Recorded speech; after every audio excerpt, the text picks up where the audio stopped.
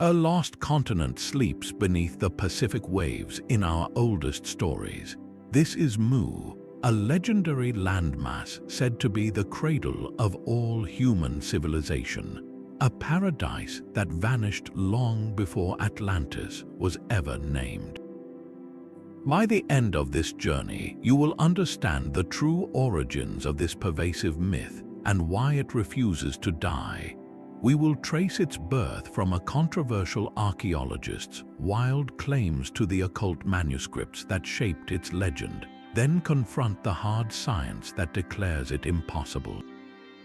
What secret does a sunken world hold about our own desire for forgotten golden ages, and what genuine marvels of human history does this fiction obscure? What does a story that cannot be true tell us about what we truly wish to find? The myth of Mu was born not from ancient ruins, but from the mind of a stubborn 19th century adventurer. His name was Augustus Plongeon, a man who stood in the jungles of the Yucatan Peninsula with a camera in one hand and a revolutionary, or perhaps delusional, idea in the other. A French-born doctor and amateur archaeologist, Plongeon was among the first to photograph the crumbling Mayan cities of Chichen Itza and Uxmal in stunning detail, preserving their grandeur for the world. But his true passion was not just to capture their images, but to decipher their secrets, to read the stories etched in stone. And what he believed he found there would forever change the landscape of fringe history. Working with his wife Alice, Plongeon attempted to translate the complex Mayan glyphs, a task for which the scholarly world was utterly unprepared at the time. His methods were highly unconventional, often blending intuition with a deep belief in mysticism. From these carvings, he claimed to have uncovered a grand, tragic narrative. He said the Maya were not recording their own local history, but a global epic that began far across the ocean. He identified a recurring glyph or concept he interpreted as Mu, or sometimes Mu, which he declared was the name of a vast, sunken continent in the Pacific Ocean. In Plongeon's telling, Mu was the true cradle of humanity, a sophisticated paradise where civilization first flowered. This was not a minor kingdom, but the motherland from which all ancient cultures, from Egypt to Mesoamerica, were mere colonies. His theory wove a dramatic tale, stating that Queen Mu, a royal survivor of Mu's destruction, had fled to Egypt to found its civilization, while her brother had traveled to Central America to establish the Maya. The continent itself, he claimed, had been swallowed by the sea in a violent cataclysm, a cataclysm he believed the Maya were warning future generations about. Unsurprisingly, mainstream archaeologists and linguists of his day roundly rejected his translations and conclusions. They pointed out his lack of formal training, his disregard for established methodology, and the sheer fantastical nature of his claims. To them, it was inventive fiction, not scholarship. Yet, while academia dismissed him, the public was enthralled. In an era fascinated by spiritualism, lost worlds, and grand unifying theories of history, Plongeon's story of Mu was irresistible. It offered a simple, romantic answer to a complex question: where did we come from? It proposed a single, glorious origin point for all human achievement, a golden age wiped clean, leaving only cryptic clues behind. So the seed was planted, but for a seed to grow into a full-fledged legend, it needs fertile soil. And that soil would be provided not by another archaeologist, but by a charismatic writer who would transform Plongeon's obscure theory into a worldwide phenomenon. The seed planted by Augustus Plongeon needed a master gardener, someone who could cultivate a sprawling, detailed world from that single, speculative idea. That gardener arrived in the form of James Churchward, a British-born writer and retired colonel who would become the undisputed apostle of the lost continent. While Plongeon provided the name, Churchward built the entire mythology, brick by mystical brick. His story began not in the jungles of the Americas, but in the dusty temples of India. Churchward claimed that in the late 19th century, while serving in the British Army, he had been granted an extraordinary privilege. A high-ranking Hindu priest, he said, revealed to him a set of ancient clay tablets written in a forgotten language called Knockle. According to Churchward, these tablets were not Indian at all. They were sacred records, survivors from the mother civilization of Mu, brought to Asia by fleeing priests after the Great Cataclysm. He spent decades, he insisted, learning this lost language and translating the tablets, unlocking the complete and tragic history of the first human world. What he described was breathtaking in its scale and serenity. Mu was not a mere island, but a colossal continent spanning the Pacific Ocean from Hawaii to the Marianas, from Fiji to Easter Island. It was a paradise of rolling hills, lush valleys, and navigable rivers, blessed with a perfect subtropical climate. Churchward populated this Eden with 64 million peaceful, spiritually enlightened people. They lived in cities without walls, under a single government and a monotheistic religion called the Sacred Inspired. Their technology, he wrote, was profoundly advanced yet harmoniously integrated with nature. They understood cosmic forces, harnessed clean energy from the Earth's vapors, and their sciences made our modern achievements look primitive.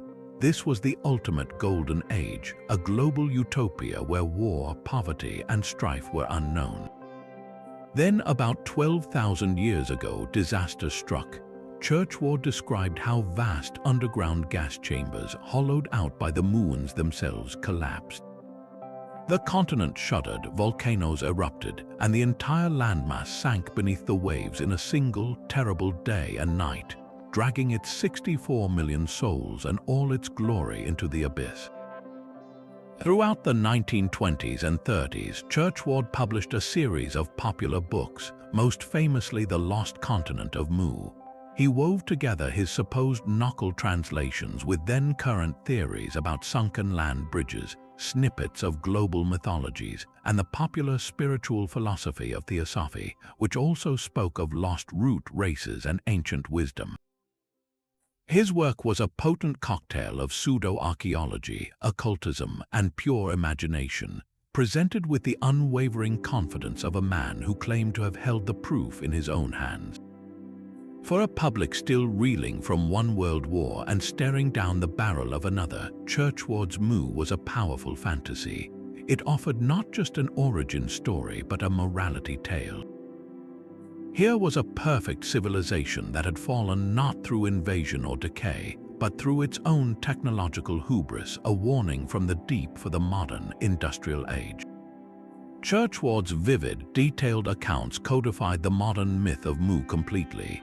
He gave it maps, a population, a culture, and a catastrophic end. He transformed a fringe theory into a full-blown alternative history, a scripture for believers in a forgotten world.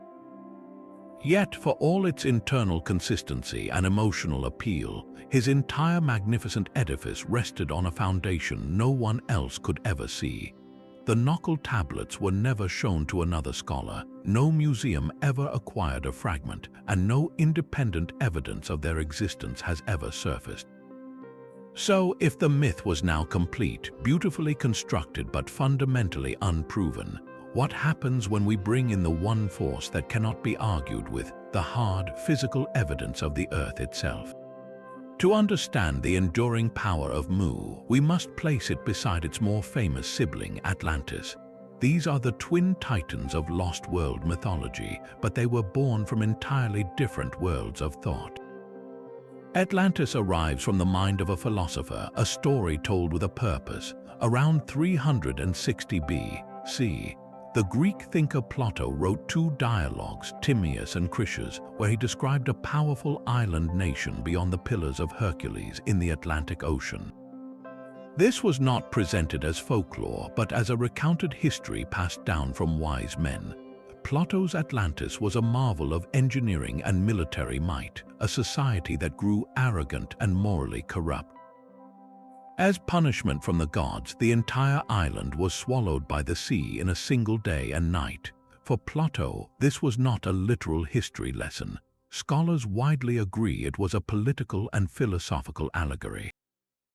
He used the tale to illustrate his ideas about the ideal state, the dangers of imperial ambition, and the consequences of turning away from virtue. It was a story rooted in a specific time and place, ancient Greece, designed to make a moral point for his audience. Mu, on the other hand, is a child of a much later age. It emerges not from philosophical discourse, but from the burgeoning fields of archaeology and spiritualism in the 19th century. Where Atlantis was a cautionary tale for a city-state, Mu was presented as hard, recovered history. James Churchward did not offer a parable, he offered clay tablets and translations. He gave it a precise location, the Pacific, a population of 64 million, and a detailed account of its technology and religion. More crucially, Mu's purpose was different. Atlantis explained the fall of one proud civilization. Mu explained the rise of all civilizations. It became the ultimate motherland, the singular source from which Egypt, Maya, India, and others supposedly sprang as colonies. This is why Mu is often called the Pacific counterpart to Atlantis. One occupied the Atlantic, the other the Pacific, creating a neat, symmetrical mythology of global origins. They became bookends on the shelf of human prehistory, one in the West and one in the East. Yet despite their different origins, both legends converge on a deeply human theme, the fall from grace. Both continents are described as advanced, even idyllic societies, and both are utterly destroyed, submerged beneath the waves as divine punishment for their hubris.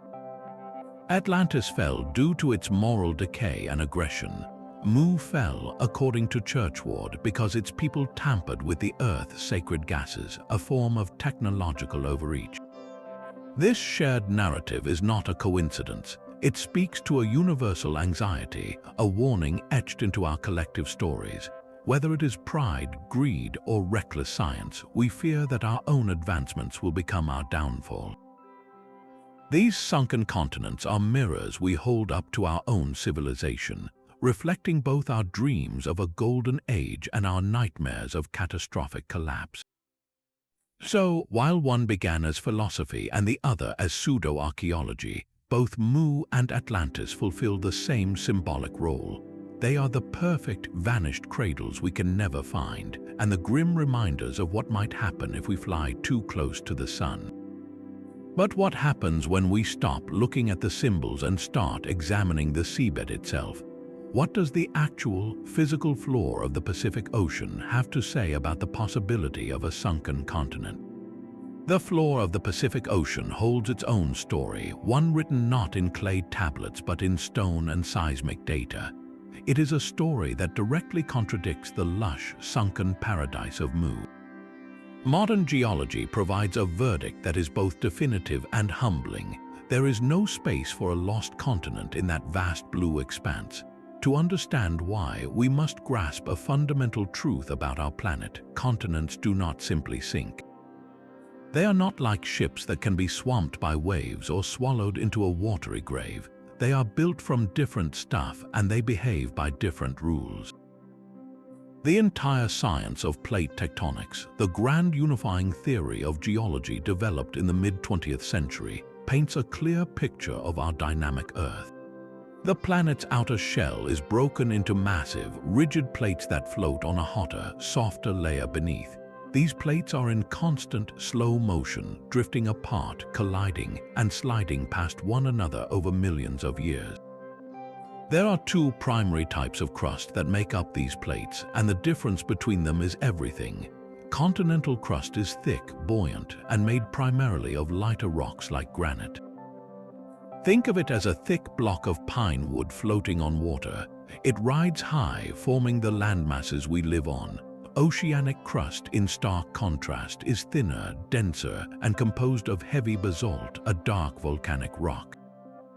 This is like a slab of dense iron. It sits much lower in the mantle, which is why it forms the deep ocean basins. Now, look at a tectonic map of the Pacific.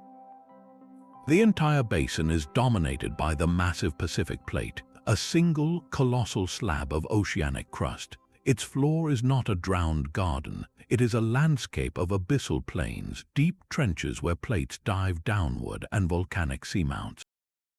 The rock samples brought up from its depths are consistently basaltic, the signature of oceanic crust. There is no granitic continental rock to be found where Mu was supposed to be. The idea that a continent the size of Churchward's Mu, a landmass supposedly spanning from Hawaii to Fiji, could have catastrophically sunk just 12,000 years ago is geologically nonsensical. Continental crust is simply too buoyant to sink. When plates collide, the denser oceanic plate is forced down into the mantle in a process called subduction. But the lighter continental plate always buckles upward, creating mountain ranges like the Himalayas. A continent cannot be subducted. For it to disappear, the entire Pacific seafloor would have to be replaced with continental rock, and then that rock would have to somehow vanish. The evidence for this does not exist, not in the core samples, not in the magnetic stripes on the ocean floor, and not in the seismic imaging that lets us see hundreds of miles into the Earth's structure. The topography itself is a witness against the myth. If a continent had sunk recently in geological terms, we would see a massive, flat plateau of continental crust sitting 3 or 4 miles below the surface, not the profound trenches and ridges we observe. We would find its fossils in deep-sea sediment cores. We would see its outline unmistakably in gravity maps. We see none of that. The Pacific is exactly what geology predicts it to be, an ancient ocean basin growing from its mid-ocean ridges and being consumed at its edges, a process that takes hundreds of millions of years. So the secret of Mu's existence from a physical standpoint is that there is no secret. The Earth itself has spoken, and its testimony is clear. Yet, if the bedrock of reality so firmly denies it, why does the legend feel so real to so many? What genuine, tangible mysteries in the Pacific are being draped in the glamorous cloak of a lost world? Language is the ultimate artifact, a living record of who we are and where we've been. For believers in Mu, it also became the ultimate proof. If a single, global civilization had once existed, its story would be written in a universal language scattered across the world like shards of a broken vase. This became a central pillar of the mythology, a seductive idea that James Churchward and others after him wielded with great effect. They pointed to symbols, carvings, and even whole words from disparate ancient cultures and declared, "Look, these are not coincidences. These are the surviving fragments of the Nokal tongue, the mother language of Mu." The argument often begins with visual echoes. Proponents will place an Egyptian hieroglyph beside a Mayan glyph, or a symbol from a Polynesian petroglyph next to a character from the Indus Valley script. They highlight a shape that looks vaguely similar, perhaps a spiral, a sun disk, or a wavy line representing water. See, they say, this is the same symbol carried across the oceans by the survivors of the sunken continent. The Mu symbol for king or for earth or for the sacred spirit is here in Egypt and here in Mexico and here in India. Therefore, they all learned it from the same source. On the surface, to an untrained eye, these parallels can feel startling, even convincing. It speaks to a deep human desire for connection, for a simpler past where the world was united under one tongue and one truth. But this is where the methodology collapses under the weight of professional linguistics. The comparisons are almost always cherry-picked for superficial visual resemblance, while ignoring everything else that defines a language. It is like arguing that English and Japanese are the same because both use the symbol for a circle, which in English can mean the letter O or 0, and in Japanese can represent the sun or the concept of money. The shape is similar, but the underlying systems, the grammar, the syntax, the historical development, are worlds apart. Real linguists, those who study the history and structure of language, approach things very differently. They don't just look for pictures that look alike, they look for systematic relationships. They trace how sounds change over centuries in predictable patterns. They reconstruct proto-languages not from fantasy tablets, but by meticulously comparing daughter languages that are verifiably related, like Spanish, Italian, and French, all evolving from Latin. The claim of a single global prehistoric language like Churchward's Knockle flies in the face of everything we know about linguistic divergence. Human languages are incredibly diverse and have been for tens of thousands of years. If all cultures sprang from Mu 12,000 years ago, their languages would still be recognizably related like the Romance languages are. We would see clear, systematic sound correspondences, shared core vocabulary, and similar grammatical structures between, say, ancient Egyptian and Mayan. We see none of that. The ancient languages of the proposed Mu colonies are not just different, they belong to entirely separate and unrelated language families with no demonstrable common ancestor. Egyptian is Afro-Asiatic, the Mayan languages are a separate family isolated to the Americas, and the languages of ancient India are Indo-European or Dravidian. Their basic structures are fundamentally alien to one another. What about those similar symbols then? Often, they represent universal human experiences. A spiral might appear independently in dozens of cultures because it mimics a coiled snake, a whirlpool, or the galaxy, not because a priest from Mu taught it to everyone. A sun symbol is a circle with lines, a simple and obvious design for any culture that worships the sun. A wavy line for water is perhaps the most intuitive pictograph a human could ever draw. This is the concept of convergent evolution in culture, different groups arriving at similar solutions to the same symbolic problem because they share the same human brain and live on the same planet. The linguistic evidence for Mu, when held up to scrutiny, evaporates. It is a game of pareidolia, seeing meaningful patterns in random visual noise and confirmation bias, selecting only the data that fits the desired theory while ignoring the mountainous evidence that contradicts it. So if the geology denies Mu and the linguistics deny Mu, what powerful force is left that keeps this sunken continent so stubbornly afloat in our imagination? But the legend of Mu is not sustained by geology or linguistics alone. It clings to physical places, to stones stacked in impossible ways on lonely islands. These sites become the tangible evidence, the ruins we can point to and ask, how could ancient people have done this without help from a lost world? Let's visit three of the most famous. First, in the steaming lagoon of Pohnpei lies Nan Madol. From the air, it looks like a ghostly Venice abandoned in the Pacific. 92 artificial islets, some the size of football fields, are built atop coral reefs separated by canals and walled with colossal basalt logs. These logs are hexagonal columns, each weighing many tons, stacked like firewood to form walls 40 feet high in places. To 19th century European explorers and later Mu enthusiasts, this was clearly the work of a superior, vanished race. How could islanders, they reasoned, have quarried, transported, and lifted these monstrous stones without metal tools or pulleys? The mystery seemed to demand a solution like Mu. But archaeology tells a different, no less impressive story. Nan Madol was the ceremonial and political seat of the Sordalor dynasty, built not by outsiders but by Pohnpeians over several centuries, beginning around the year 800 AD. The basalt columns come from a natural formation on the opposite side of the island. Researchers have shown they were likely transported by raft during calm tides, a massive but feasible communal effort. The lifting, not magic but ingenuity.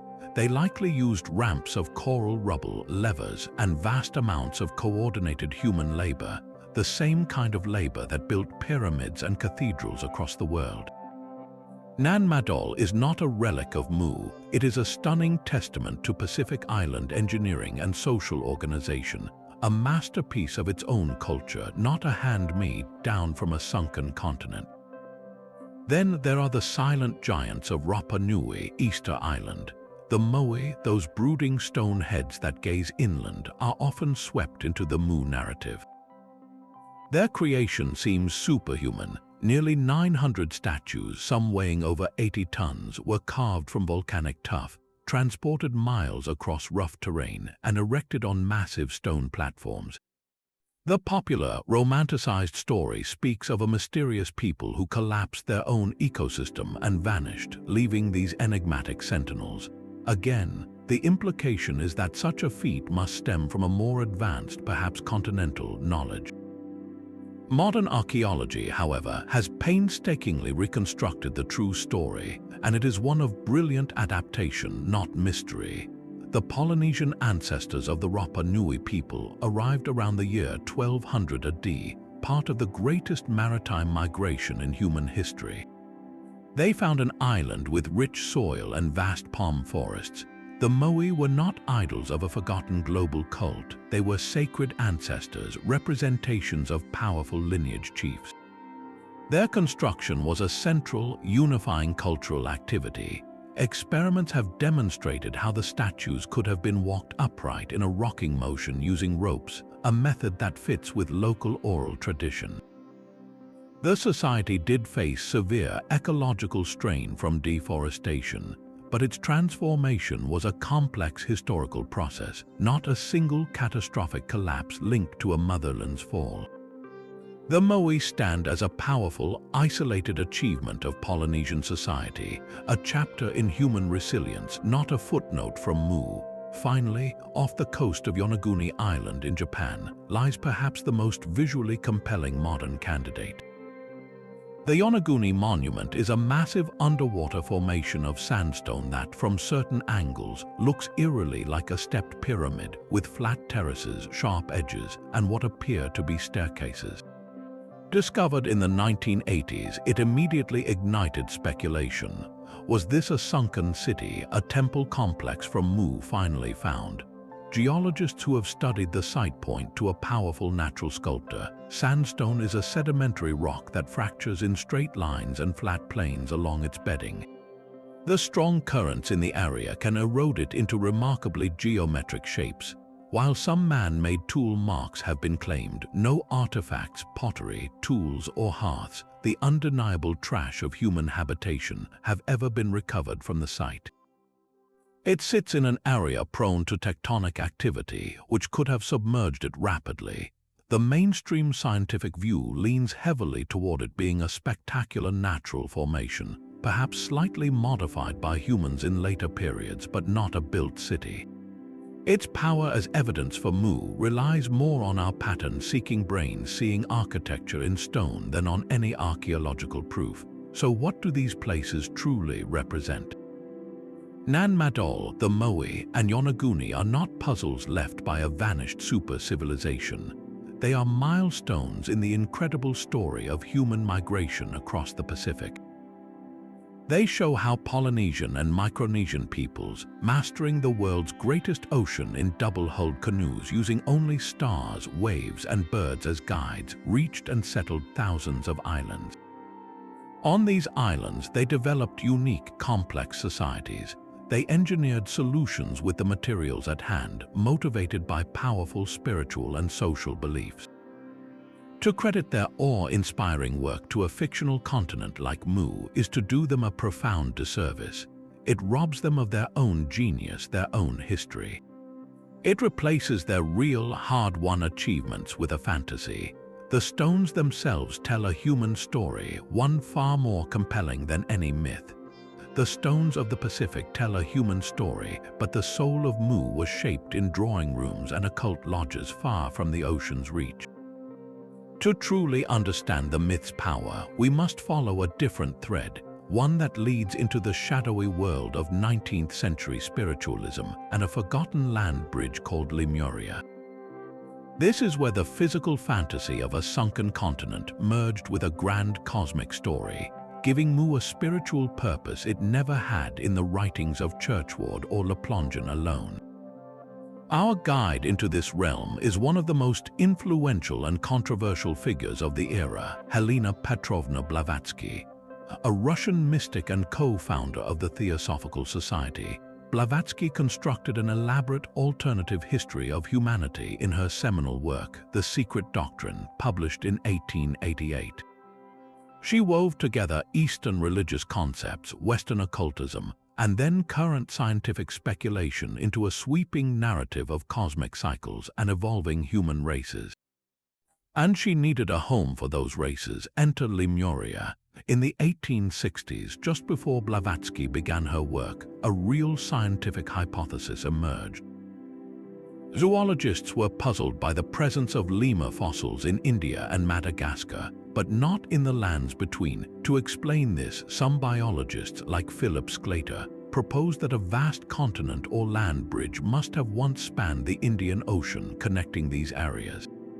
He named it Lemuria after the primates. It was a legitimate, if later disproven, geological guess. Blavatsky seized upon this idea, but in her hands, Lemuria was transformed from a possible migration route for small mammals into the lost homeland for an entire stage of human spiritual evolution. In theosophical cosmology, humanity develops through a series of 7 root races, each with its own continent and its own level of physical and spiritual attainment. The first and second root races were ethereal and non-physical. The third root race, however, was the first to develop solid physical bodies, and they did so on the continent of Lemuria. Blavatsky described these Lemurians as gigantic, egg-laying beings with a third eye that gave them psychic powers and a direct connection to the spiritual world. They were a race of mind and intuition, not technology. According to her, ancient Lemuria sank beneath the waves in a series of cataclysms, a necessary purge to make way for the next, more intellectually oriented race. This is where the stories begin to blur and merge. As theosophy spread, and as writers like James Churchward popularized the idea of a Pacific motherland, the lines between Lemuria and Mu became hopelessly tangled. In the occult imagination, the two lost lands often fused into one. Mu, the physical paradise from Churchward's tales, became identified as either a later colony of Lemuria or even as Lemuria itself, simply relocated to the Pacific to fit newer narratives. This fusion injected the Mu legend with a potent new ingredient: metaphysical destiny. It was no longer just about a civilization that sank. It was about a stage of human consciousness that was lost. Mu Lemuria became the sacred birthplace of our spiritual intuition, a golden age when humanity lived in harmony with cosmic forces before the fall into materialism and intellect. This occult lineage gave the myth a profound emotional and spiritual weight that pure adventure archaeology could never provide. It answered a deep, lingering question in the industrial age: if we are so advanced, why do we feel so spiritually empty? The answer, the myth whispered, is because we come from a place that understood the soul better than the machine, and we destroyed it. So the secret of Mu's existence gained a second layer. Beyond the fake geology and the cherry-picked symbols, it existed as a necessary archetype in a spiritual story. It became the promised land of a different kind of believer, not one looking for ruins, but one seeking a lost part of the human spirit itself.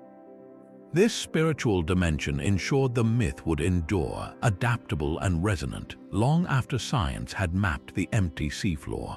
But if the continent is a spiritual symbol and a physical impossibility, what does its stubborn persistence in our culture actually reveal about us, the storytellers? The Pacific's sunken cities are not unique. They are echoes of a story told by nearly every culture with a coastline. From the deserts of Mesopotamia to the mountains of the Andes, humanity has preserved a shared memory of drowning lands and divine floods. This is not a coincidence, but a clue to something deeper in our collective past. The oldest written story we have, the Epic of Gilgamesh from ancient Sumer, tells of the god E warning the hero Utnapishtim to build a great boat. A catastrophic deluge is unleashed, wiping out all of humanity except those on the vessel. Centuries later, a strikingly similar narrative appears in the Hebrew Bible, the story of Noah, his ark, and a flood sent to cleanse a corrupt world. But these are just the most famous versions. Venture across the globe and you will find them everywhere. The Greeks told of Deucalion's flood. Hindu scriptures describe the Matsya avatar, where Vishnu as a fish saves the first man from a great deluge. Indigenous peoples of the Pacific Northwest speak of a time when the waters rose and only a few escaped in canoes to mountaintops. Even the Aztecs had the story of the fourth sun, destroyed by a worldwide flood. So why is this motif so universal? The first reason may be written not on clay tablets, but in the very geology of our planet. For over 100,000 years, our ancestors lived through the last great ice age. Vast amounts of the world's water was locked up in colossal glaciers, and sea levels were nearly 400 feet lower than they are today. Coastlines extended far out, creating land bridges like Beringia, which humans and animals crossed. Then, starting around 15,000 years ago, the world warmed. The glaciers melted, retreating mile by mile, century by century. The oceans rose, not in a single tsunami, but in a relentless, unstoppable creep. Imagine generation after generation living on a fertile coastal plain, watching the water inch closer each year. They would tell their children and their children's children about the fields and forests that once existed where there is now only sea. Over millennia, these slow, real events could easily compress in oral tradition into a single, catastrophic event, a great flood sent by the gods that swallowed the lands of the ancestors. This is not a wild speculation. It is a plausible cultural memory of a profound environmental change that reshaped the human world. But geology is only part of the answer. Ancient people also stumbled upon physical puzzles they could not explain. They would find seashells and fossilized fish high in mountain caves far from any ocean. They would uncover the gigantic bones of mammoths and dinosaurs, which they interpreted as the remains of giants or dragons from a former age. And they would gaze upon the crumbling, cyclopean ruins of cities built by their own forgotten predecessors, like the Mycenaean walls the later Greeks called Cyclopean, because they believed only giant one-eyed creatures could have lifted such stones. Faced with this evidence of a world before their own, what was the most logical story? That a great cataclysm, a flood or an earthquake, had wiped away a prior race of beings, leaving only baffling fragments behind. This creates a powerful feedback loop. The physical evidence suggests a cataclysm, and the cataclysm myth then becomes the lens through which all ancient, inexplicable finds are viewed. Finally, these stories almost always carry a potent moral lesson. They are not just histories, they are warnings. Whether it is the anger of the Sumerian gods, Yahweh's judgment, or the collapse of Mu's gas chambers, the message is consistent. Advanced civilizations fall because of their own failings, their pride, their corruption, their violation of natural or divine law. The sinking land is the ultimate symbol of irreversible punishment. It is a clean slate, a total and humbling erasure that reinforces the cosmic order. Mu, then, is not an original idea. It is a modern, pseudo-scientific incarnation of this ancient, deeply rooted archetype. It takes the global flood myth, dresses it in the language of 19th century archaeology and occultism, and gives it a specific name and map. It satisfies the same human needs to explain our origins, to make sense of strange ruins and artifacts, and to warn our own technological society of its potential fate. We did not invent the story of the sunken world, we inherited it, and in Mu, we simply built our most elaborate shrine to it. This real history of migration is not a story of escape from a sinking land, but of courageous expansion into the endless blue. The true pioneers of the Pacific were not refugees from Mu, but the Austronesian peoples, master navigators who undertook the greatest maritime migration in human history. Their journey begins not with a cataclysm, but with a departure. Around 5,000 to 6,000 years ago, in what is now Taiwan, these seafaring cultures began to build something extraordinary. They developed the double-hulled canoe or outrigger, a vessel of stunning sophistication and stability. These were not simple rafts or dugouts, but sailing ships engineered for the open ocean, capable of carrying families, livestock, and seedlings across thousands of miles. Their navigation system was a blend of profound observation and memorized lore. They did not have compasses or charts. Instead, they read the stars, following the paths of specific constellations that rose and set over known islands. They watched the patterns of swells, how waves reflected and bent around unseen landmasses dozens of miles away. They observed the flight paths of birds, knowing that certain species always flew toward land at dusk. They were living computers processing environmental data to find specks of land in an ocean spanning a third of the planet. The archaeological record of their expansion is marked by a distinct cultural signature, the Lapita culture. Named for a site in New Caledonia, the Lapita people are identified by their beautifully decorated pottery, with intricate geometric patterns stamped into the clay. We can trace their movement like a trail of breadcrumbs across the map. From Taiwan, they island hopped south through the Philippines and into the islands of Indonesia. Then, around 3,500 years ago, they made an incredible leap eastward into the vast unknown of the open Pacific, reaching Vanuatu, New Caledonia, Fiji, Tonga, and Samoa. This was not a haphazard drift, but a deliberate, multi-generational voyage of exploration and colonization. They carried with them a portable ecosystem, the so-called canoe plants, chickens, pigs, dogs, and root crops like taro and yam. They were not just exploring, they were transplanting their entire way of life to new shores. Over the succeeding centuries, their descendants, the Polynesians, accomplished feats that make the myth of Mu seem small by comparison. In canoes, they sailed into the heart of the Pacific, finding and settling the most remote islands on Earth. They reached the Marquesas, then fanned out to colonize the extremes, Hawaii to the north, Rapa Nui, Easter Island to the southeast, and Aotearoa, New Zealand to the southwest. Each of these voyages was a staggering gamble against the odds, a testament to human courage, skill, and an unshakable will to find new horizons. This real story utterly dismantles the need for a sunken continent as an explanation. The awe-inspiring stonework of Nan Madol and the towering moai of Easter Island were not built by survivors of a lost super-civilization.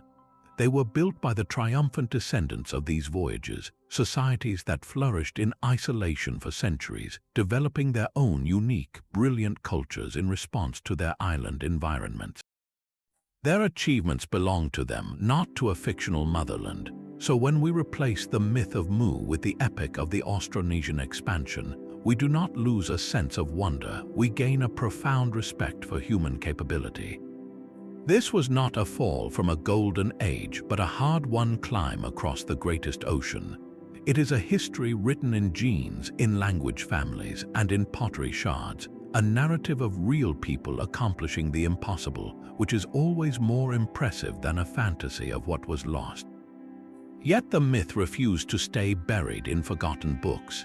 It found a new, vibrant life in the realm of popular culture, where it could evolve, merge, and inspire without the burden of proof. The story of Mu did not fade with James Churchward's passing.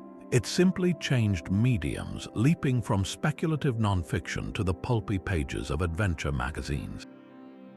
Throughout the 1930s and 40s, as science fiction and fantasy pulp magazines flourished, lost continents were a staple.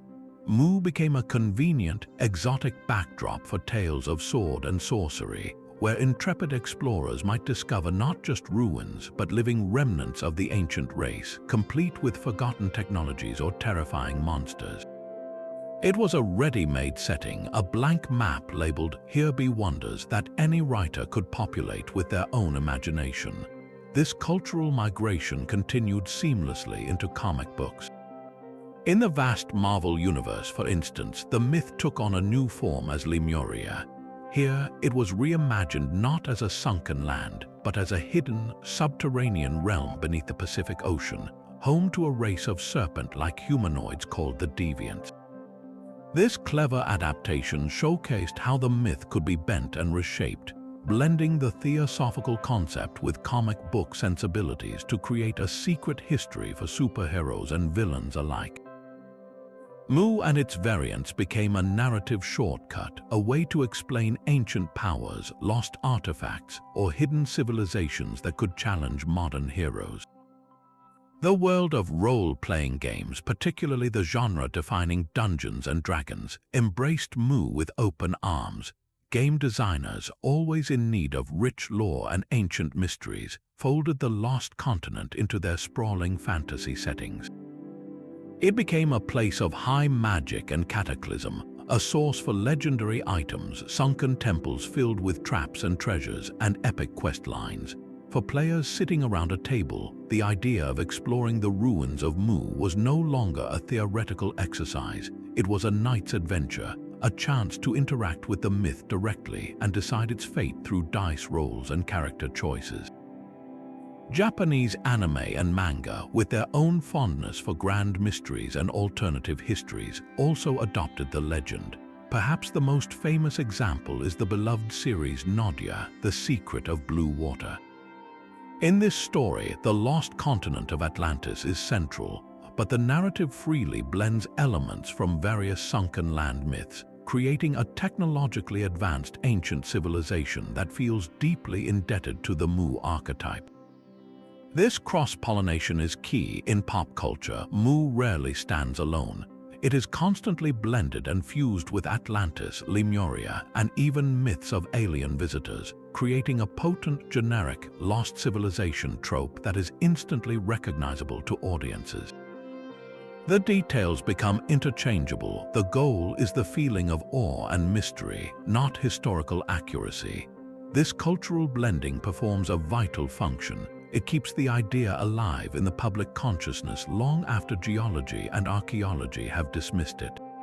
A person might never read Churchward's dense texts, but they could encounter Mu in a video game, a Saturday morning cartoon, or a blockbuster film. Each new appearance reinforces the core concept, a sophisticated paradise that vanished beneath the waves. Pop culture does not debunk myths, it refurbishes them. It sandpapers away the problematic details, amplifies the sense of wonder, and repackages the story for a new generation.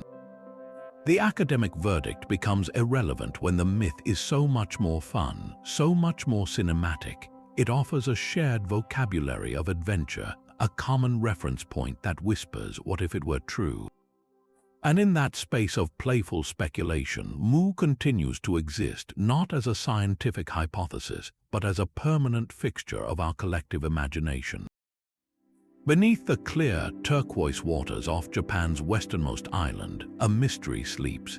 In 1986, a local diver named Kihachiro Aratake was exploring the coast of Yonaguni Island when he saw something impossible. Rising from the seafloor, some 80 feet below the surface, was a colossal structure. It appeared to be a massive, stepped pyramid with sharp, 90-degree angles, flat terraces, and what looked like wide staircases ascending its sides. Nearby were more formations, straight walls, circular depressions, and a long, flat path that resembled a broad road. The discovery sent shockwaves through the world of alternative history. Here, it seemed, was not just a relic but an entire sunken city. A marine geologist named Masaki Kimura from the University of the Ryukyus became the site's most passionate investigator. After hundreds of dives over 2 decades, Kimura became convinced the Yonaguni monument was unequivocally man-made. He pointed to features that seemed to defy nature: the perfectly straight, clean edges of the terraces, the 2 round holes that looked like column bases, the symmetrical star-shaped carving he identified on one wall. He mapped out what he believed were plazas, a stadium, even a triumphal arch. For Kimura and his supporters, this was not a random rock formation. It was the architecture of a lost civilization, a complex perhaps 10,000 years old, submerged when a massive earthquake caused part of the coastline to catastrophically sink. In the search for physical proof of Mu, Yonaguni became the crown jewel, a tangible, underwater cityscape that seemed to validate the ancient legends. The site's location in the Pacific, near Taiwan and the Ryukyu Islands, fit perfectly into theories of a sunken continental shelf that once connected Asia to a greater landmass. The emotional pull was undeniable. Here was a place you could dive to and touch, a place that felt, in every visual sense, deliberately built. Yet, the geological consensus tells a very different story, one of the immense power of natural forces. The main monument is composed of sandstone, a sedimentary rock that forms in horizontal layers. In this region, the sandstone beds are crisscrossed by vertical and horizontal joints, natural lines of weakness.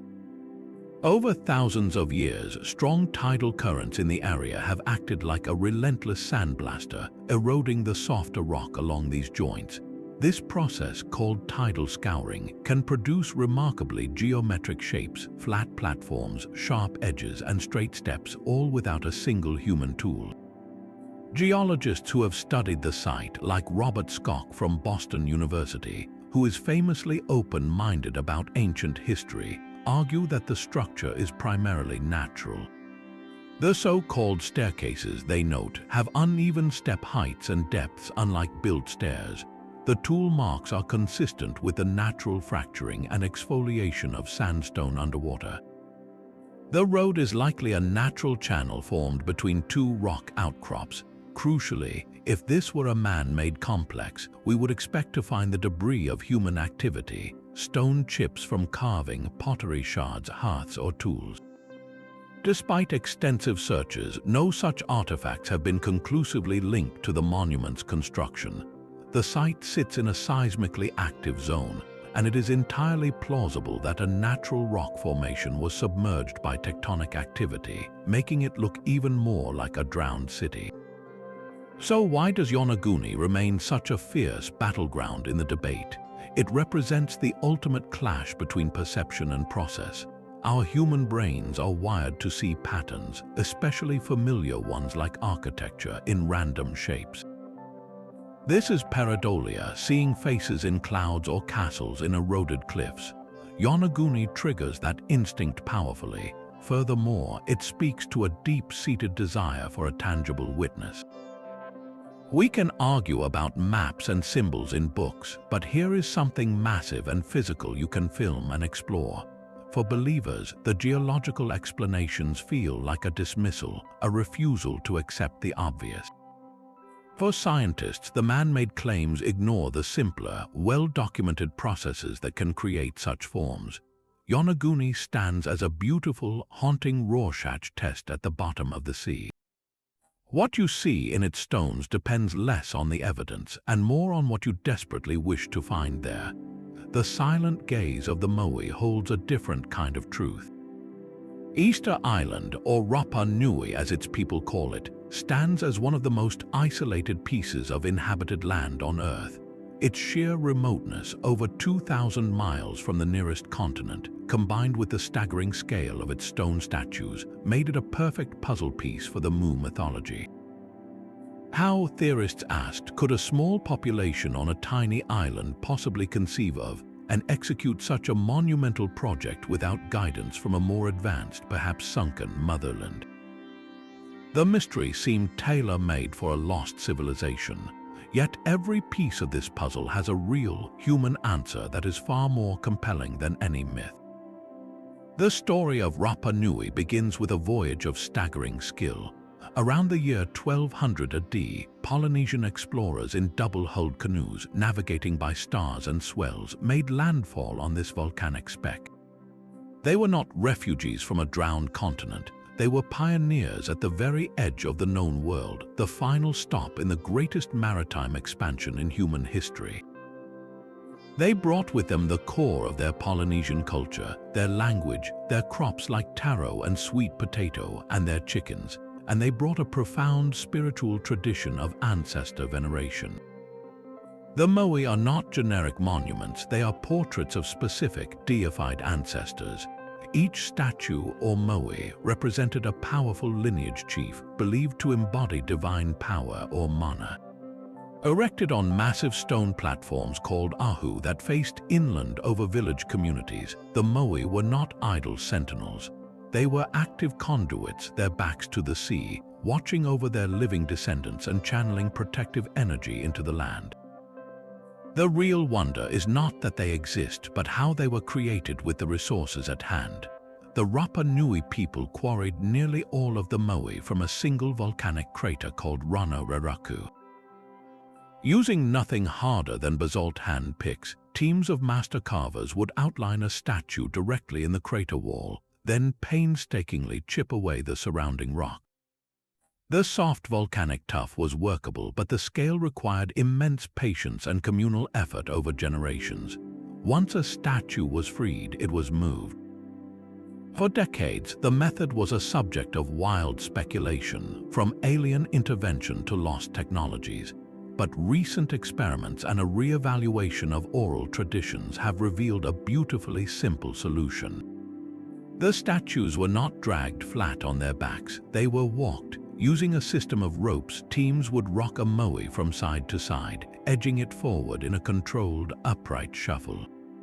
It was a dance of physics and coordination, a method that perfectly explains the many moai found abandoned on ancient roads, toppled forward as if they fell mid-step. This was not magic, it was human ingenuity, the same kind of collective effort that built cathedrals and pyramids across the globe. So what of the island's famous ecological collapse, the narrative of a society that destroyed its own paradise? This, too, has been simplified into a morality play. When the Polynesians arrived, Rapa Nui was forested, primarily with a now extinct giant palm tree. As the population grew, trees were cut for canoe building, for moving statues, for fuel, and to clear land for agriculture. Rats, which arrived with the settlers, ate palm nuts, preventing regeneration.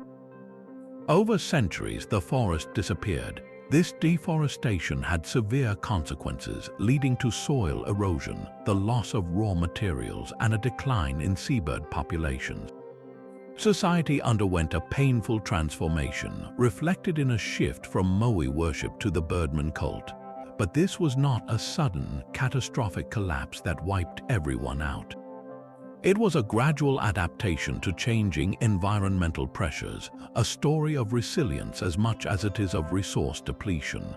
The people of Rapa Nui survived. They adapted their culture and their practices to their new reality.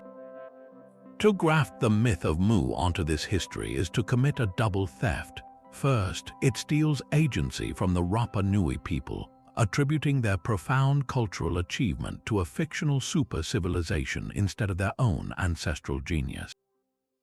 Second, it obscures the real, universal lesson Easter Island offers. This is not a story about a people who fell from a higher technological grace. It is a story about a successful, isolated society that faced the finite limits of its small world, a powerful parable about sustainability that resonates more deeply today than any tale of a sunken continent ever could. The moai do not gaze inland searching for a lost homeland. They watch over the enduring story of their own creators. The methods used to promote Mu are not unique. They form a well-worn playbook for countless alternative history claims.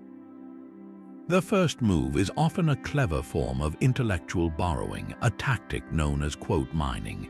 Proponents will scour the works of respected archaeologists, geologists, and historians, plucking out a single sentence or phrase that seems in isolation to support their idea.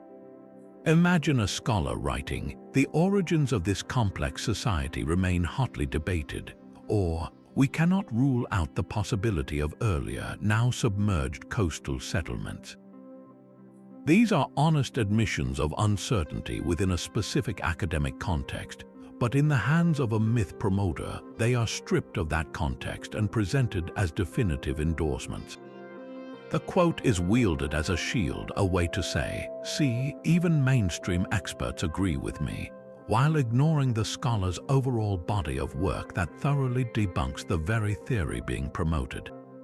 It is a rhetorical sleight of hand that lends an air of legitimacy to ideas that stand on the flimsiest of grounds. This leads directly to the second, and perhaps most powerful, technique, the claim of forbidden or suppressed knowledge. When physical evidence is absent and academic consensus is against them, proponents often flip the script. the lack of proof becomes the proof. They argue that the truth about Mu is being actively hidden by a shadowy establishment of archaeologists, governments, or religious institutions afraid of its paradigm-shattering implications. This narrative is incredibly seductive. It transforms the believer from someone accepting a fringe idea into a brave truth seeker, a modern-day rebel fighting against a corrupt system intent on keeping humanity in the dark. It excuses the absence of evidence by framing it as the result of a conspiracy, making faith in the myth a virtue rather than a critical failing. This tactic preys on a healthy skepticism of authority, twisting it into a rejection of all expertise and evidence-based reasoning. A darker thread woven into this playbook is the appeal to pride, often nationalistic or racial. Some versions of the Mu myth have been explicitly framed to suggest the lost continent was the homeland of a specific, superior ancient race from which a chosen modern people are directly descended. In the early 20th century, for instance, certain writers linked Mu to the origins of the Aryan race, co-opting the myth for ideologies of racial supremacy. Other narratives claim Mu as the sole source of all high civilization, implicitly or explicitly diminishing the independent achievements of cultures like the Maya or the Polynesians, reducing them to mere colonial outposts of a greater, usually white, mother culture. This not only distorts history, it serves a divisive political purpose, using a romanticized past to fuel present-day prejudices and nationalist sentiments. Finally, the playbook expertly exploits the very real and fascinating mysteries that genuine archaeology has yet to solve. How were the giant stones of Baalbek quarried? What is the full purpose of the Göbekli Tepe complex? Why do flood myths appear worldwide? Science thrives on these questions, investigating them with careful methodology. But the myth promoter takes these open puzzles and uses them as a crowbar to pry open the door to pure speculation. The argument goes like this: since mainstream science cannot yet explain every single anomaly, therefore all of its conclusions are suspect, and therefore my far more dramatic explanation must be considered equally valid. It is a classic false equivalence. The existence of unexplained details does not invalidate the overwhelming body of evidence, nor does it make a competing theory with zero evidence suddenly plausible. This tactic creates a false dichotomy, presenting the choice as either a closed-minded acceptance of imperfect science or a brave embrace of a revolutionary truth, when in reality the third option, patient, evidence-driven investigation, is the one that actually uncovers our past. Together, these techniques form a self-reinforcing system. Quote mining offers a veneer of credibility. The suppression narrative dismisses criticism. Appeals to pride create emotional investment, and the exploitation of genuine mysteries sows enough doubt to make the fantasy seem possible. It is a compelling story, but recognizing the mechanics behind it is the first step in separating seductive narrative from historical reality. The most compelling evidence for a lost continent is often said to be found not in the ground but on paper. Ancient maps with coastlines that seem impossibly accurate for their time are presented as the smoking gun, the secret knowledge passed down from a civilization that knew the world before the cataclysm. Chief among these is the Piri Reis map of 1513. Drawn by an Ottoman admiral, this remarkable artifact shows the coastlines of Europe, Africa, and a landmass to the west labeled as the New World. But it is the southern edge of that new land that ignites controversy. A long, roughly horizontal coastline stretches below South America, and for some, this can only be one thing: the ice-free northern coast of Antarctica, a continent not officially discovered for another 300 years. The implication is staggering that ancient seafarers, perhaps survivors of Mu or another advanced culture, mapped a continent now buried under miles of ice, and that this knowledge survived in secret for millennia, only to be copied by a Turkish cartographer in the 16th century. It is a story that feels like a historical thriller, a tangible clue hidden in plain sight. The reality of the map, however, is both more complex and more ordinary. Mainstream scholars and cartographic historians have studied the Piri Rise map extensively, and their consensus offers a different, more plausible explanation. The mysterious southern coastline is almost certainly not Antarctica. Instead, it is a distorted, speculative rendering of the southern coast of South America, likely blended with mythical lands from the European imagination. At the time Piri Rise compiled his map using older source charts, the full extent of South America was unknown. Explorers had mapped parts of Brazil and the northern coasts, but the treacherous southern regions like Patagonia and the Tierra del Fuego archipelago were poorly understood and shrouded in legend. Mapmakers of the era had a common practice. When faced with a blank space on the map, they would often fill it with speculative geography based on travelers' tales, classical myths, or pure conjecture. The coast on the Piri Rise map aligns reasonably well with a stretched and misinterpreted version of the Argentine coast, possibly conflated with the giant landmass of a mythical southern continent, Terra Australis, which European geographers had believed in for centuries. This phantom continent was not based on real knowledge of Antarctica, but on an ancient Greek philosophical idea that a large southern land must exist to balance the northern continents. For hundreds of years, mapmakers dutifully included this theoretical land, its shape and size changing with every retelling. The Piri Rise map fits perfectly within this tradition. It is not a preserved snapshot of pre-glacial Antarctica. It is a product of its time, a brilliant but flawed synthesis of cutting-edge Portuguese and Spanish exploration charts, mixed with the lingering myths of classical geography. The map is a tapestry woven from both hard-won fact and enduring fiction. This pattern repeats with other so-called anomalous maps, like the Orontius Phineus map of 1531, which shows a more detailed southern land. Again, scholars point to the same process, the conflation of early reports from southern voyages with the persistent myth of Terra Australis. The coastlines are rough, often bearing a greater resemblance to the distorted southern tip of South America than to the actual subglacial topography of Antarctica. These maps are not proof of ancient advanced knowledge, they are proof of how human imagination fills the gaps on a page. They show us how legend and observation were inseparable in the age of discovery. Every unexplored bay might lead to a golden city, every blank ocean could hide a sunken continent.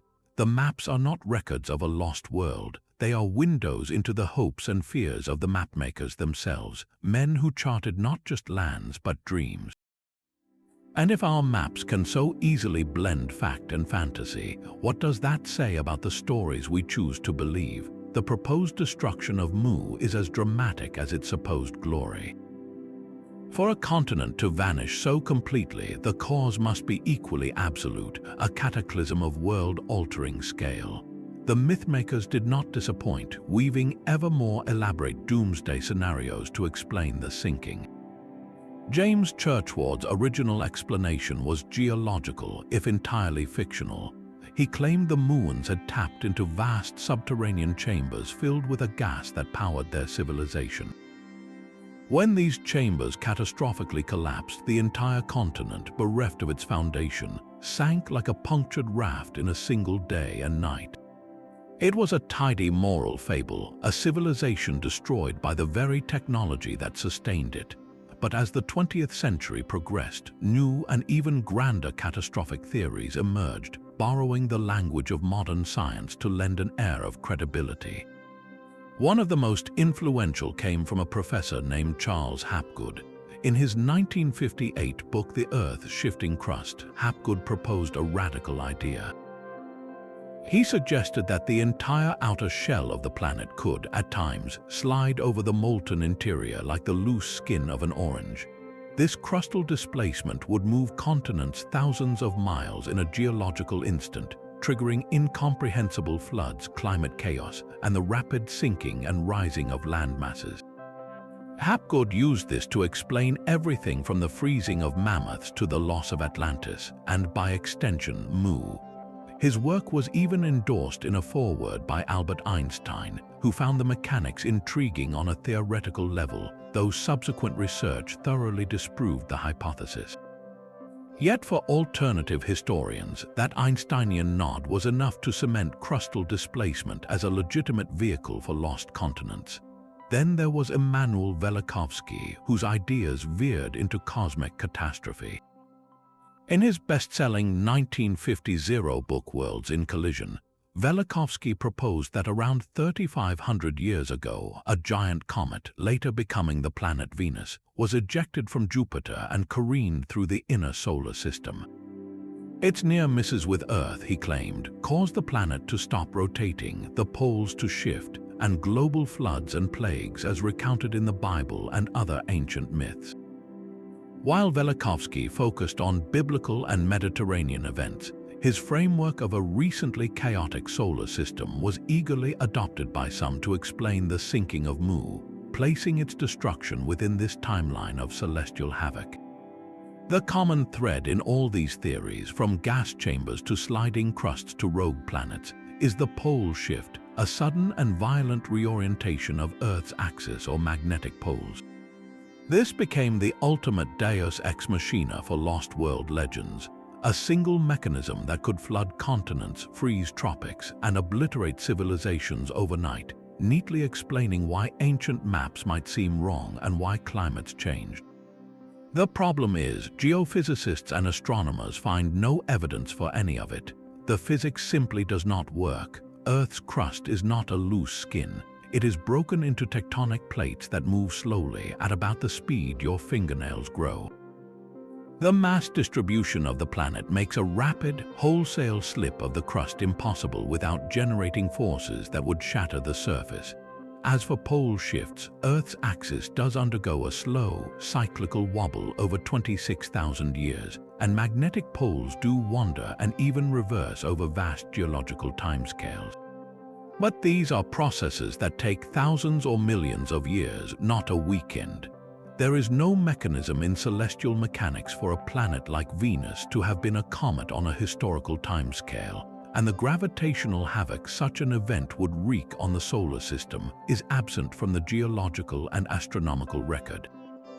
These cataclysm theories persist not because of their scientific merit, which is negligible, but because of their narrative power. They provide a spectacular, singular event, a clean break between a mythical past and the historical present.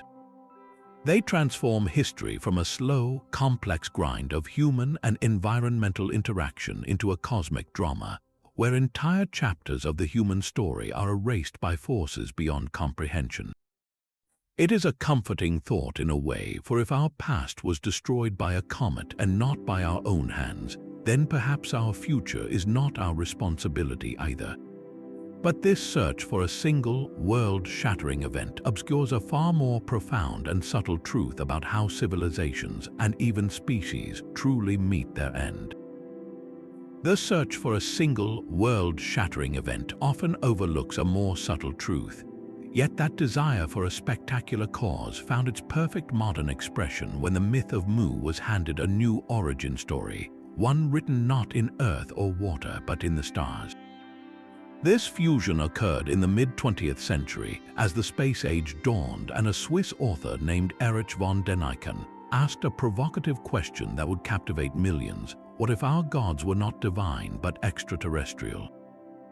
In his blockbuster book Chariots of the Gods, published in 1968, von Däniken did not just look at ancient ruins, he reinterpreted them as evidence of alien contact. And within this new framework, the lost continent of Mu found a fresh purpose, no longer merely a spiritual homeland or a victim of geological hubris, but a potential base of operations for these otherworldly visitors. The ancient astronaut theory, as it became known, provided a sleek, technological upgrade to the old myth. Proponents looked at the grandiose descriptions from Churchward, the 64 million enlightened people, the mastery of cosmic forces, the clean energy from the Earth's vapors, and saw not a utopian fantasy, but a report of advanced alien technology misunderstood by primitive humans. Perhaps Mu was not a native human civilization at all, but a colony established by star travelers. Its sudden destruction could then be explained not by gas chambers, but by a catastrophic accident with their own powerful machinery, or even a deliberate act of interstellar war. This reinterpretation blended the early 20th century myth with mid-century science fiction sensibilities perfectly. It swapped out the theosophical root race for a more contemporary archetype, the ancient astronaut. The spiritually enlightened Muon became a technically proficient alien or a human-alien hybrid. The continent's fate was no longer a moral lesson about pride, but a cautionary tale about the dangers of technology far beyond our own, a theme that resonated deeply during the Cold War era of atomic anxiety. This technological reframing also solved a persistent problem for the myth, the utter lack of physical evidence. If Mu was an alien outpost, its technology could have been so advanced that it left no conventional archaeological trace, or perhaps it was deliberately removed or disintegrated. The absence of proof became, paradoxically, a point in its favor, suggesting a science so advanced it appears as magic or leaves no debris at all. Authors following in von Däniken's wake eagerly folded Mu into a global network of alien influence. They proposed that the survivors of Mu's destruction, whether they were the aliens themselves or their enlightened human protégés, fled to various points around the globe, seeding the sudden rise of civilizations in Egypt, Mesopotamia, and the Americas. This provided a neat, unified field theory for ancient mysteries, connecting the pyramids, the Moai, and the myths of flying gods under a single, extraterrestrial umbrella. Mu became the central hub in this imagined prehistoric internet, the mothership of human civilization. This blending of the Mu myth with ancient astronaut theory represents the ultimate evolution of the lost continent archetype. It transitions the story from a past of spiritual loss to a past of technological wonder. It replaces the longing for a forgotten psychic connection with a longing for forgotten science, for a time when humanity supposedly had access to starships and anti-gravity. It is a myth perfectly tailored for an age that worships technological progress but fears its consequences, offering a nostalgic vision of a time when we were not the pioneers of technology, but its grateful recipients. The continent sinks, but the dream of a shortcut to the stars remains tantalizingly afloat. Mu taps into a longing much deeper than simple curiosity about the past.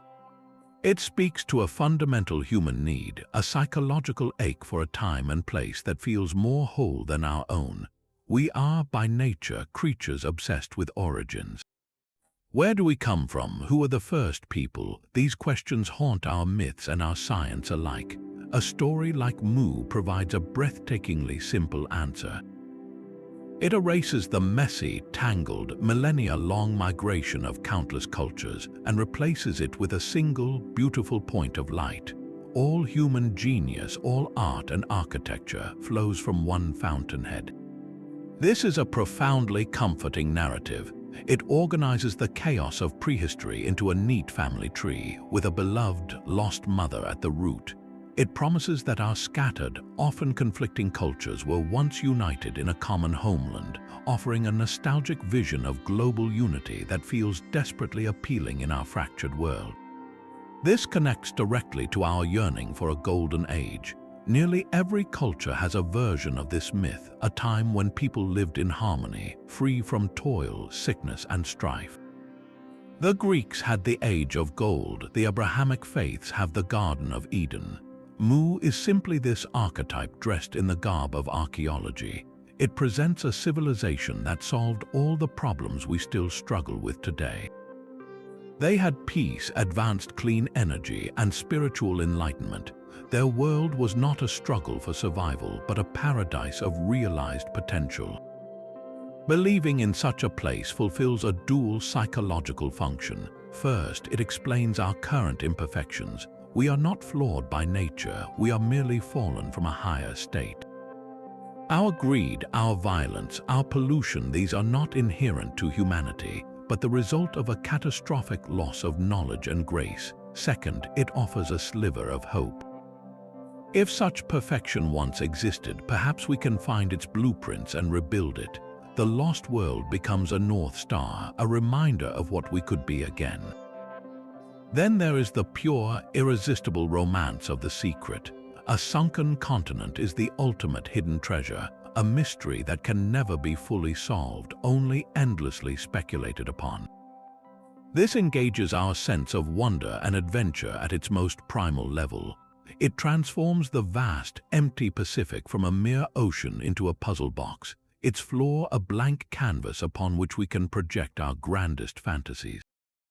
In a world where satellites have mapped every inch of the globe, the idea that an entire chapter of human history could be hiding in plain sight, just beyond the reach of sonar, is thrilling. It restores a sense of mystery to a planet that can sometimes feel exhaustively documented. The believer becomes an explorer not of physical space, but of intellectual possibility, piecing together clues from old maps and strange ruins. This detective work is deeply satisfying, creating a sense of personal discovery and insider knowledge that mainstream history, with its slow, consensus-driven conclusions, often lacks. Ultimately, Mu serves as a powerful form of escapism. The modern world is complex, stressful, and filled with intractable problems. The legend invites us to imagine a time before all this, a simpler world of profound meaning and connection. It is not an escape to the future, which is uncertain and potentially terrifying, but an escape to a perfected past.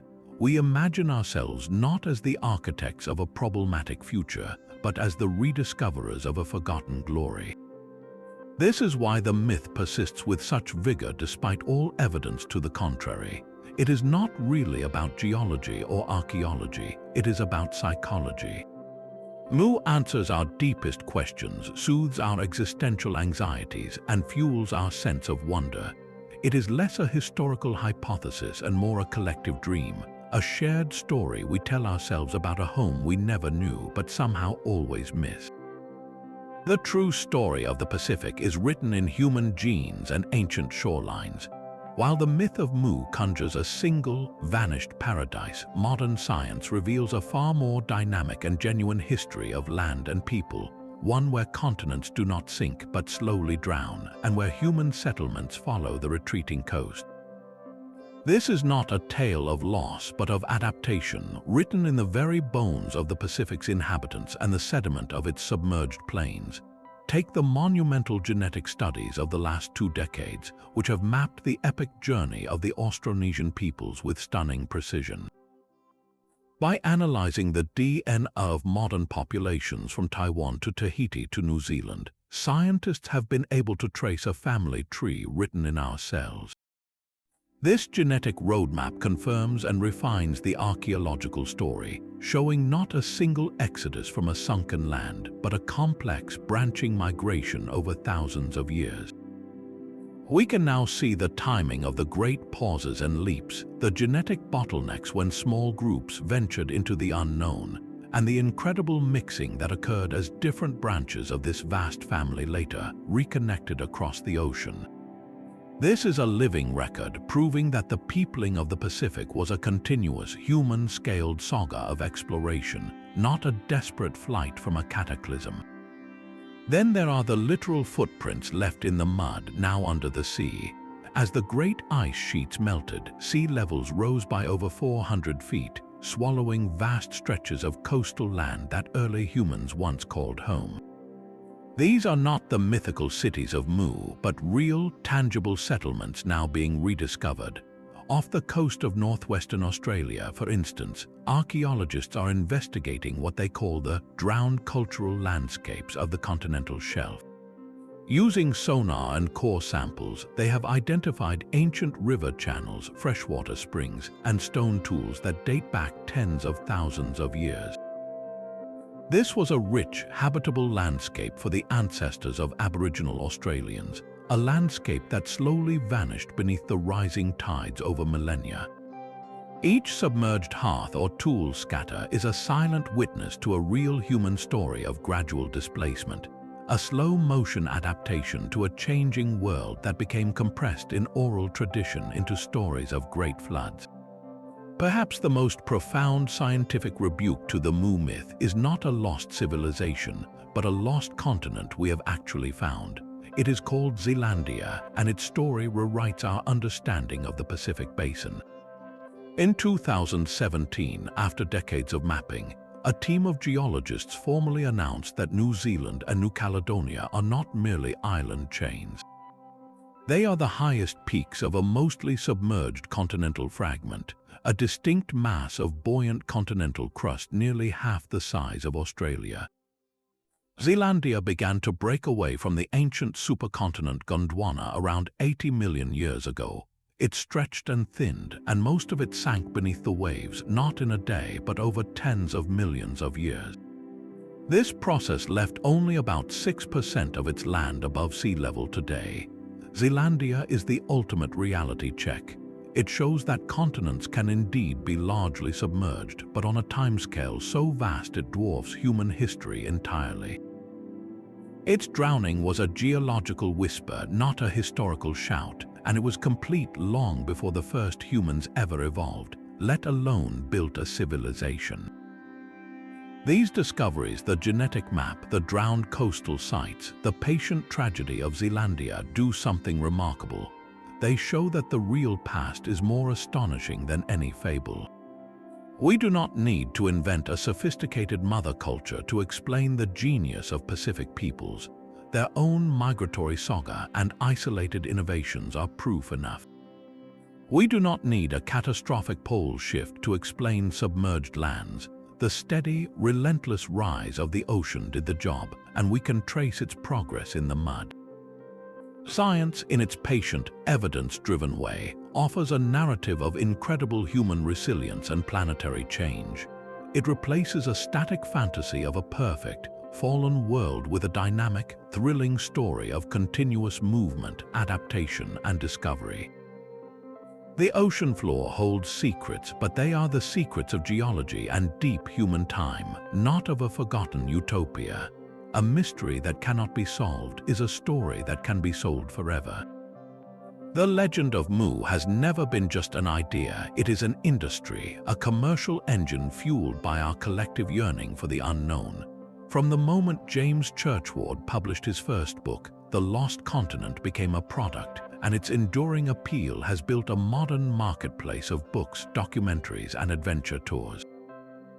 The business model is elegantly simple. Offer the promise of a hidden truth that mainstream science ignores, and audiences will pay for a glimpse behind the curtain. Best-selling authors and charismatic speakers continue to repackage the core myth, often blending it with newer theories about ancient astronauts or advanced prehistoric technology. Their books fill shelves in the alternative history section, and their specials populate streaming platforms, each presenting the same old symbols and maps as shocking new revelations. The narrative is always framed as a brave investigation, a daring challenge to the dusty academic establishment, a story of suppression and discovery that is far more dramatically satisfying than a peer-reviewed journal article. This framing creates a loyal audience, consumers who are not just buying information, but buying into an identity, that of the enlightened seeker who questions everything. The financial incentives here are profound. A documentary claiming to have found evidence of Mu will almost certainly attract more viewers, and thus more advertising revenue, than a sober film detailing the geological history of the Pacific Plate. Controversy drives clicks and mystery drives sales. This commercial reality ensures there is always a demand for new content, for another author to find a fresh angle or another filmmaker to visit a site like Yonaguni with a dramatic new theory.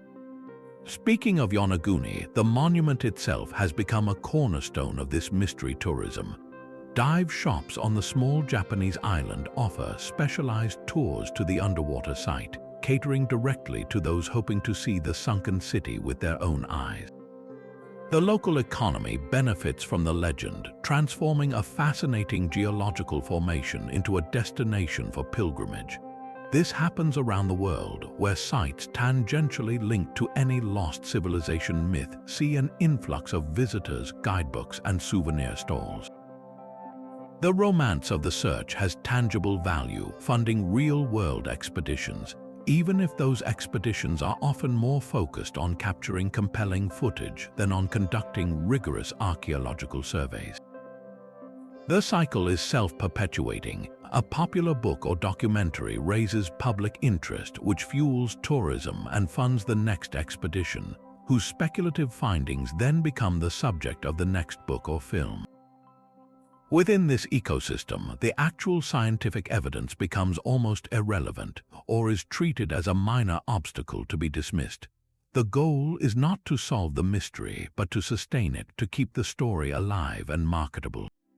For when a mystery is finally and conclusively solved, the story ends and the revenue stream dries up. So the legend is carefully tended, not as a historical question awaiting an answer, but as a perennial source of wonder and of income. This commercial engine does more than just sell stories. It actively shapes them, ensuring the sunken continent of Mu remains forever on the horizon, always almost within reach, but never quite real enough to be removed from the shelf. The sunken continent of Mu offers more than just a story. It provides a perfect case study in how to think critically about extraordinary claims. Let's use the legend as a practical exercise, a mental toolkit you can apply to any story that seems too amazing to be true. The first and most crucial question is always about the source. Who is telling you this, and what are their qualifications? In the case of Mu, the primary sources were not academic institutions or peer-reviewed journals. They were individuals like Augustus Plongeon, a passionate but isolated amateur, and James Churchward, a writer whose key evidence, the Knockle tablets, were never seen by anyone else.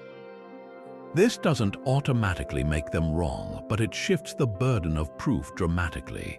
When a claim originates outside the established channels of scholarly review, it requires an extra degree of scrutiny.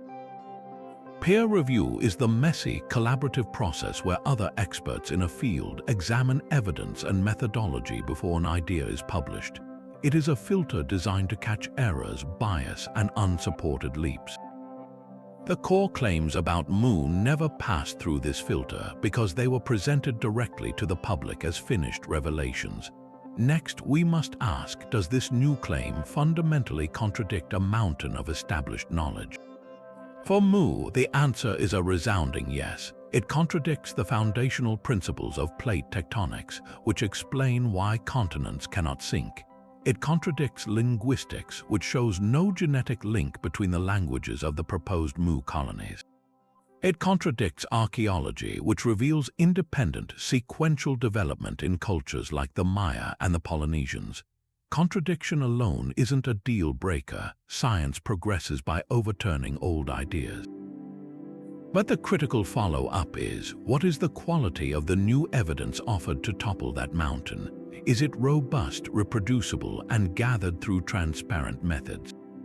For Mu, the evidence was consistently anecdotal, ambiguous, or entirely absent. A glyph that looks vaguely similar in two cultures is not a systematic linguistic link. A map that seems to show Antarctica is more plausibly explained by known myths and cartographic errors of its time. The absence of continental crust on the Pacific seafloor is a physical fact that no symbol or story can wish away. Finally, and perhaps most tellingly, we must examine the emotional engine of the argument.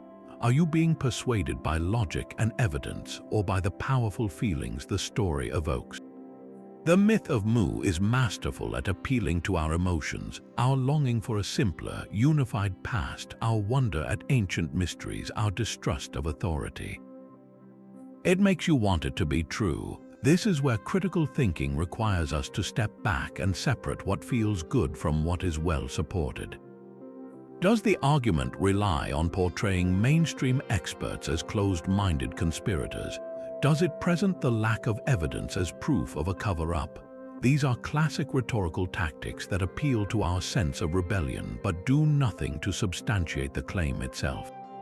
So take this checklist with you. Apply it to the next viral article about a hidden archaeological discovery or a video claiming a revolutionary historical secret. Ask who is the source. Has this been vetted by relevant experts? Does it contradict well-established facts? And if so, what solid new data supports it? And most importantly, is it trying to make you believe by making you feel rather than by making you think? The story of Mu is a beautiful, haunting legend, but understanding why it remains a legend is a far more valuable skill. It empowers you to navigate a world filled with captivating stories and to recognize the subtle, profound difference between a wish and a fact. Critical thinking is not a fortress wall, but a well-lit path forward. To be truly skeptical is not to slam the door on new ideas, but to insist they enter through the same rigorous gateway as every other accepted truth. Science, at its heart, is not a collection of dogmas to be defended, but a method of open inquiry, a process that must always remain ready to be rewritten by better evidence. So let's ask the most important question of all, not for the sake of the myth, but for the principle it represents. What would genuine, earth-shaking evidence for a lost Pacific civilization actually look like? It would need to be more than a suggestive shape on the seafloor or a symbol in two cultures. It would need to be undeniable, verifiable, and reproducible.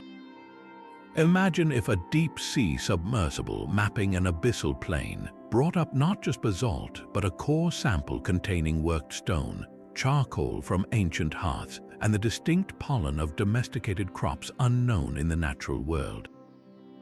That would be a start. Then imagine other teams from different institutions and nations returning to that precise coordinate and retrieving the same materials, confirming the find was not a one-off contamination.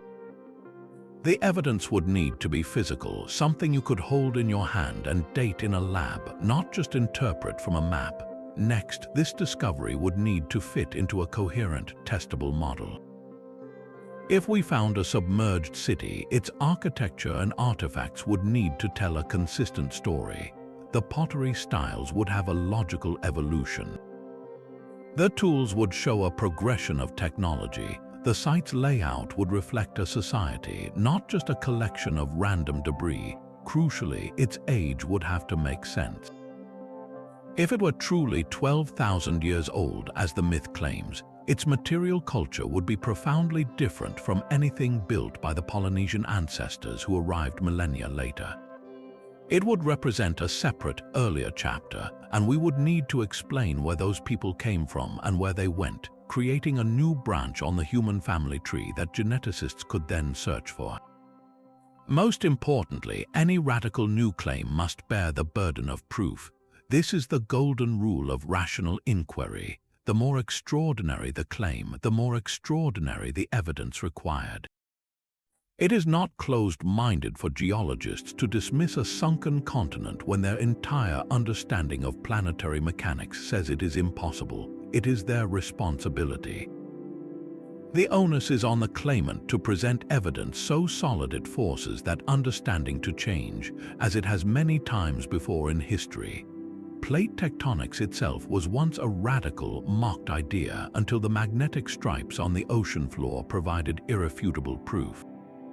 Being open-minded means being willing to change your position when presented with compelling, verified data, not accepting every intriguing story at face value.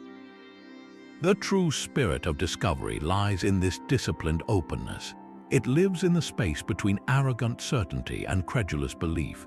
It allows us to say, the current evidence overwhelmingly suggests Mu is a myth, but if tomorrow you bring me a verifiable city from the deep, with artifacts that rewrite our timelines, I will be the first to celebrate. For now, the seabed remains silent, but our curiosity, properly guided, should never be. But where does a captivating story end and a harmful distortion begin?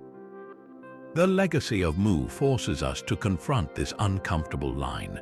On one surface, the myth seems perfectly benign, a spark for creativity. Countless novels, films, and games have drawn from its well, offering audiences a thrilling escape into worlds of ancient mystery and high adventure. This creative license is a powerful engine for art, inviting us to explore grand what-if scenarios without the constraints of textbooks. It feeds our sense of wonder, and in that sense, the story of Mu can be a gift, a playground for the imagination where the rules of reality are delightfully suspended. Yet, when these stories step out of the fiction section and present themselves as hidden history, the consequences become real and often damaging. The first casualty is often public understanding of science itself. When a compelling narrative backed by charismatic storytelling and the gloss of a documentary is placed alongside the slow, nuanced, and less dramatic work of actual researchers, the myth frequently wins in the court of popular opinion. This can foster a corrosive skepticism, not the healthy kind that questions authority, but a dismissive attitude that paints all experts as part of a conspiratorial elite hiding the truth. It creates a false equivalence where a well-evidenced scientific consensus is presented as just one opinion in a debate with a fictional counterpart, eroding the very tools we need to understand our real world. More insidiously, these myths commit a profound act of historical theft. By claiming that the magnificent stonework of Nan Madol or the Moai of Easter Island must be the work of a lost super-civilization, we strip the actual Polynesian and Micronesian peoples of their own genius. We reduce their ancestors from brilliant, adaptive engineers and navigators into mere passive inheritors or colonial outposts of a greater, usually whiter, mother culture. This is not just an academic error, it is an ongoing injustice. It dismisses the rich, independent histories of indigenous cultures, overwriting their authentic achievements with a European-derived fantasy. Their real stories of migration, innovation, and survival are far more heroic than any fable about a sunken continent, yet the myth steals the spotlight and the credit. Finally, we must confront the darkest potential of these invented pasts. A myth about a perfect, unified homeland is a powerful blank slate, and history shows it is one that can be filled with poison. Throughout the 20th century, variations of the Mu and Atlantis legends were explicitly woven into ideologies of racial superiority and nationalist fervor. The idea of a primordial Aryan homeland, for instance, borrowed heavily from this lost world archetype. By claiming descent from a glorious, advanced civilization that was the source of all high culture, groups can fabricate a pedigree of innate supremacy, using a fictional history to justify real-world prejudices and political claims. Even today, the lore of a singular, glorious origin can be co-opted by groups seeking to forge a purified, exclusive national identity, one based on myth rather than the complex, intertwined reality of human history. When we treat these stories as harmless fun, we risk ignoring how they can be weaponized to divide us, to elevate some groups while diminishing others, all based on a past that never was. So the question remains, can we hold both truths at once? Can we enjoy the myth as a story while fiercely protecting the reality it so often obscures? We are left standing on the shore, looking out at an empty ocean, holding two different stories in our hands. One is written in stone and genetics and the slow grind of tectonic plates. The other is written in longing, in symbols, and in the irresistible allure of a perfect world lost. To understand the secret of Mu's existence, we must finally hold these stories side by side and see what each one truly contains. The facts are clear and they form a consistent, evidence-based narrative. The myth of Mu was born in the 19th century, a literary creation from the speculative work of Augustus Plongeon and the vivid, unverifiable tales of James Churchward. It is a modern story, not an ancient one. The floor of the Pacific Ocean, mapped in stunning detail, reveals no sunken continent, only the dense basaltic rock of an ancient seafloor, a reality plate tectonics explains with elegant certainty. The real peopling of the Pacific is one of humanity's greatest adventures, the epic Austronesian expansion, a saga of incredible navigation and cultural adaptation that left behind wonders like Nan Madol and the Moe, testaments to independent genius, not inherited blueprints.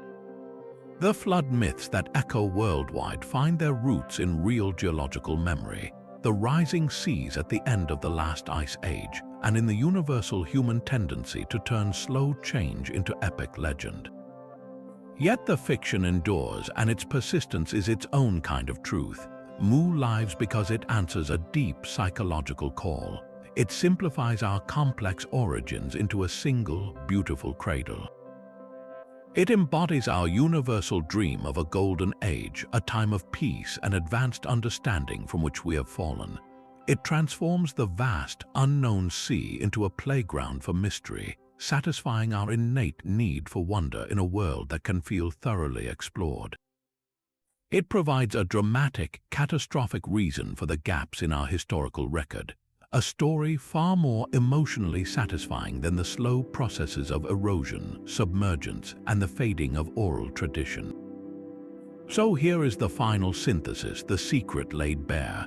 The continent of Mu as a physical place that sank beneath the Pacific waves 12,000 years ago almost certainly never existed.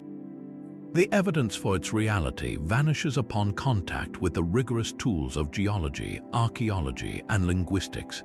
But the idea of Mu, the quest for it, is utterly real and profoundly significant. That quest tells a story not about the Pacific seafloor, but about the landscape of the human mind. It reveals our desire for unity in place of fragmentation, for meaning in place of chaos, for a past that justifies our present and warns our future. The search for lost worlds is ultimately a search for ourselves, for the parts of our history and spirit we fear may be missing. We project our highest ideals and our deepest anxieties onto the blank canvas of the deep past, and in that reflection we learn what we value, what we fear, and what we hope to become. The ocean remains vast and deep, holding not a sunken city but a mirror. So we have sailed across an ocean of story and science, from the jungles of the Yucatan to the silent depths of the Pacific, chasing a continent that was never there.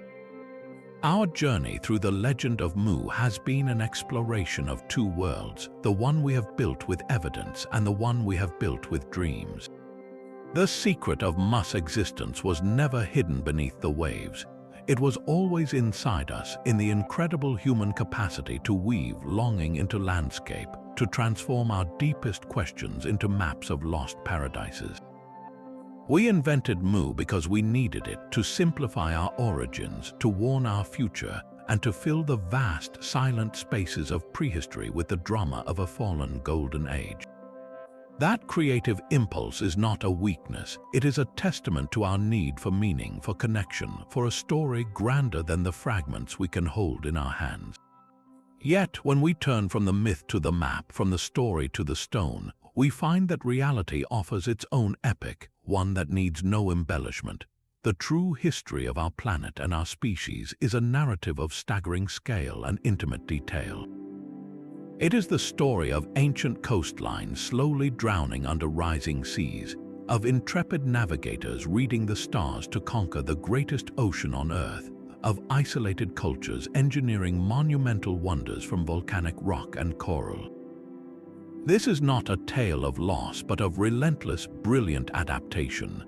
The migrations, the innovations, the slow dance of geology and climate, these are the forces that truly shaped our world. And they are more complex, more surprising, and more genuinely heroic than any single cataclysm or sunken utopia.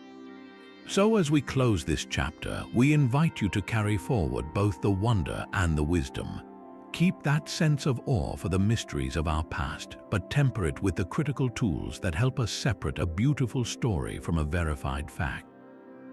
The world is still full of genuine enigmas waiting to be solved, not by wishful thinking, but by patient inquiry. We would love to hear your thoughts. What other lost civilizations or historical mysteries captivate your imagination? Share your reflections in the comments below. If you enjoyed this deep dive into the shadows of history, subscribe for more journeys to the edges of the known and the unknown. Keep Keep exploring, keep questioning, and remember, the most fascinating frontier is not at the bottom of the sea, but in the endless, curious landscape of the human